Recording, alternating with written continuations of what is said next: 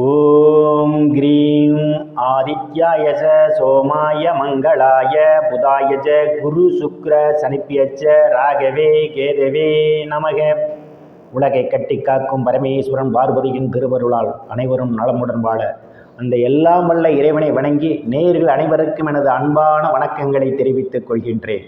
இன்றைய பதிவிலே நாம் பார்க்க இருப்பது ஜூலை மாதத்திற்கான ராசி பலன்கள். முதலில் கிரகங்களின் நிலைகளை பற்றி பார்க்கலாம். ஜூலை மாதம் 1ஆம் தேதி வாக்கிய பஞ்சாங்கத்தின்படி கிரகங்களுடைய நிலைகள். ரிஷப ராசியிலே செவ்வாய் பகவான் பயணம் செய்து கொண்டிருக்கிறார். மிதுன ராசியிலே சூரிய பகவானும் புதன் பகவானும் பயணம் செய்து கொண்டிருக்கிறார்கள். கடக ராசியிலே குரு பகவானும் சுக்கிர பகவானும் பயணம் செய்து கொண்டிருக்கிறார்கள். சிம்ம ராசியிலே கேது பகவான் பயணம் செய்து கொண்டிருக்கிறார். கும்ப ராசியிலே ராகு பகவான் பயணம் செய்து கொண்டிருக்கிறார். மீன ராசியிலே சனீஸ்வர பகவான் பயணம் செய்து கொண்டிருக்கிறார். இந்த மாதம் 2 கிரகங்கள் இடப்பெயர்ச்சி ஆகின்றன. ஜூலை மாதம் 7ஆம் தேதி கடக ராசியிலே பயணம் செய்து கொண்டிருக்கின்ற சுக்கிர பகவான் சிம்ம ராசிக்கு இடப்பெயர்ச்சி ஆகிறார். ஜூலை மாதம் 17ஆம் தேதி மிதுன ராசியிலே பயணம் செய்து கொண்டிருக்கின்ற சூரிய பகவான் கடக ராசிக்கு இடப்பெயர்ச்சி ஆகிறார். நான் கூறக்கூடிய பலன்கள் அனைத்தும் வாக்கிய பஞ்சாங்கத்தின்படி கோச்சார ரீதியான உலக மக்கள் அனைவருக்குமான பொது பலன்கள். உங்களுடைய சுய சாதகத்தில் கிரகங்கள் இருந்த நிலைமையும் தற்போது நடக்கக்கூடிய தசாபுத்தியின் கணக்கில் எடுத்துக்கொண்டு பலன்கள் எடுக்கும்போதுதான் துல்லியமான பலன்களை எடுக்க முடியும். உங்களுக்கு துல்லியமான பலன்கள் நீங்கள் தெரிந்து கொள்ள விரும்பினால் உங்களுடைய பெயர், பிறந்த தேதி, பிறந்த நேரம், பிறந்த ஊர் ஆகியவற்றை எனது வாட்ஸ்அப் எண்ணிற்கு அனுப்பி வைத்து பலன்களை தெரிந்து கொள்ளலாம். உரிய கட்டணம் செலுத்தி வாருங்கள் ராசிக்குள் போகலாம். மிதுன ராசி. ராசியிலே ராசி பகவான் ஆட்சி பள்ளத்தோடு பயணம் செய்து கொண்டிருக்கிறார். உங்களுடைய செயல்பாடுகள் வேகம் நிறைந்திருக்கும். எந்த ஒரு செயலையும் வெற்றி முனைப்போடு செய்து முடிப்பீர்கள். கணக்குடும்ப வாக்குஸ்தானத்திலே பணகாரகன் என்று சொல்லக்கூடிய குரு பகவானும் பயணம் செய்வதால் வங்கி மற்றும் நிதி நிறுவனங்களில் நகையை அடகு வைத்திருந்தால் நீங்கள் அந்த நகையை திருப்புவதற்கான ஒரு சூழல் உண்டு. பொருளாதாரம் மேம்படும். பணவரவுகளெல்லாம் தாராளமாக கிடைக்கும். குடும்பத்திலே ஒற்றுமை நிலவும். உங்கள் பேச்சிலே ஒரு தெளிவிருக்கும். சாதுரியமாக எதையும் பேசி எளிதில் சாதித்து விடுவீர்கள். புதிய ஆடை ஆபரணங்கள் வாங்குவதற்கான ஒரு சூழலும் உண்டு. தைரிய வீரியஸ்தானத்திலே கேது பகவான் பயணம் செய்து கொண்டிருக்கிறார். தைரிய வீரியஸ்தானாதிபதி ராசியிலே இம்மாதம் 17ஆம் தேதி வரை அவர் பயணம் செய்து கொண்டிருப்பதாலும் சுக்கிர பகவானுடைய பயணமானது இம்மாதம் 7ஆம் தேதியிலிருந்து தைரிய வீரியஸ்தானத்திலே இருப்பதாலும் எடுத்த காரியங்கள் அனைத்து வெற்றியை தரும்.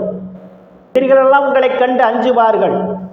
சிலருக்கு சிறு குறு பயணங்களால் ஆதாயம் உண்டு. சிலருக்கு சுப செய்திகளெல்லாம் வந்து கிடைப்பதற்கான ஒரு சூழலும் உண்டு. இம்மாதத்தினுடைய பிற்பகுதியிலே சுகஸ்தானத்தில் எந்தவித கிரகங்களும் இல்லை. சுகஸ்தானாதிபதி ஆட்சி பலத்தோடு பயணம் செய்து கொண்டிருக்கிறார். இந்த போதிலும் ஈஸ்வர பகவானுடைய பார்வையானது சுகஸ்தானத்திலே விடுகிறது. தாயாருடைய உடல்நிலையிலே அவ்வப்போது குறைவுகள் ஏற்பட்டு மறைவதற்கான ஒரு சூழல் உண்டு. சிலருக்கு பூமி வீடு வாகனத்தால் யோகம் உண்டு.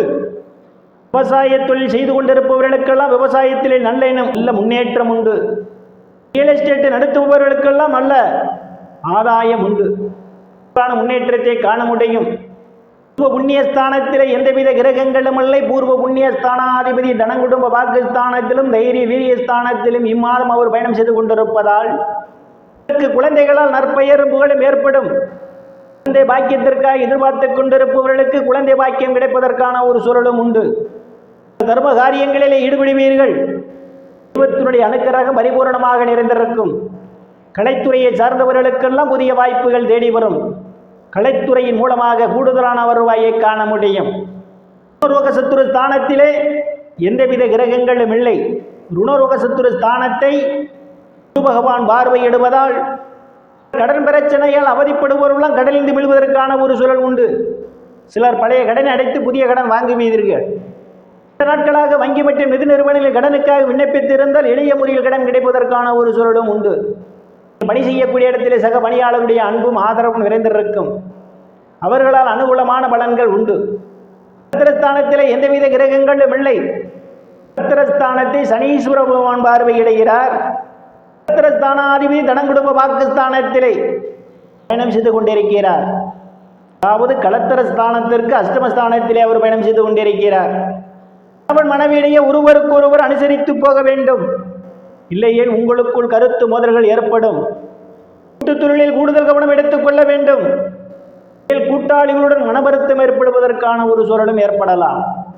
உங்களுக்கு தசாபுத்தி சாதகமாக நடந்தால் பயப்பட வேண்டிய அவசியம் இல்லை. அஷ்டமஸ்தானத்திலே எந்தவித கிரகங்களும் இல்லை.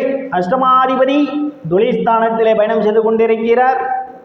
அஷ்டமஸ்தானத்தை குரு பகவான் பார்வையிடுகிறார். இதற்கு எதிர்பாராத நேரங்களில் எதிர்பாராத இடங்களிலிருந்து எதிர்பாராத பண வரவுகள் கிடைப்பதற்கான ஒரு சூழலும் உண்டு. நீண்ட நாட்களாக இந்த பணம் கிடைக்காது என்று கொண்டிருந்த இடத்திலிருந்து பணம் கிடைப்பதற்கான வாய்ப்புகள் உண்டு. பாக்கியஸ்தானத்திலே எந்தவித கிரகங்களும் இல்லை. பாக்கியஸ்தானத்திலே ராகு பகவான் பயணம் செய்து கொண்டிருக்கிறார். பாக்கியாதிபதி சனீஸ்வர பகவான் ஸ்தானத்திலே பயணம் செய்து கொண்டிருக்கிறார். அனுசரித்து போக வேண்டும். இல்லையில் தந்தைக்கும் உங்களுக்கும் இடையே கருத்து மோதல்கள் ஏற்படும். தந்தையுடைய உடல்நிலையிலே கூடுதல் கவனம் எடுத்துக் கொள்ள வேண்டும். சிலர் தந்தைக்காக மருத்துவ செலவு செய்வதற்கான ஒரு சூழலும் ஏற்படலாம். ஸ்தானத்திலே தொழில் காரகன் என்று சொல்லக்கூடிய சனீஸ்வர பகவான் பயணம் செய்து கொண்டிருக்கிறார். அவரை குரு பகவான் பார்வையிடுகிறார். பார்க்க கோடி நன்மை.